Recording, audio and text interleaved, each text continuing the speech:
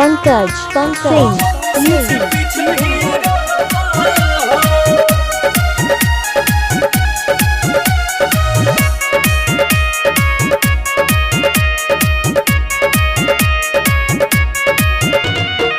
दम्बा आवाज में तो ले लो ना टक्कर, कहीं लगावा तारा पीछे से चक्कर ना मन बा।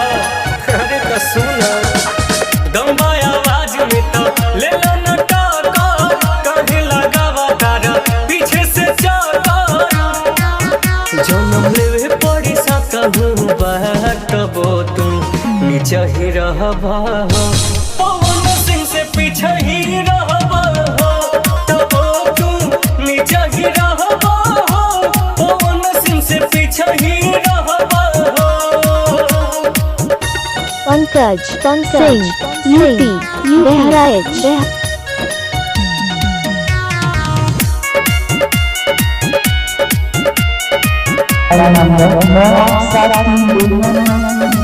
बॉडी में दम उनका बातों में दम बा, जानेला दुनिया भोजपुरिया दबंग बा। का बुझाई रे सुन, बॉडी में दम उनका बातों में दम बा, जानेला दुनिया भोजपुरिया दबंग बा।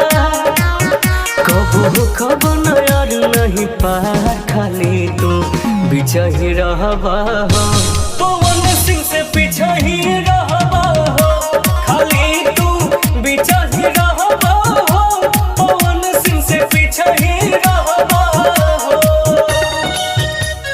पंकज सिंह यूपी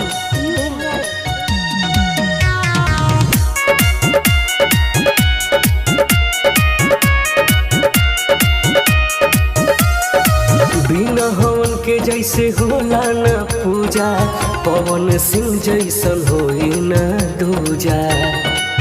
का बुझाई सुन, बिना हवन के जैसे होला न पूजा, पवन सिंह जैसन होई न दूजा।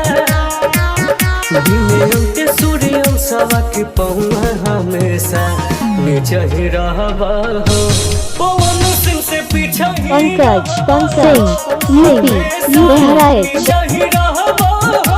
पवन सिंह से पीछे ही रहबा हो। का हो पावर कम ना होई।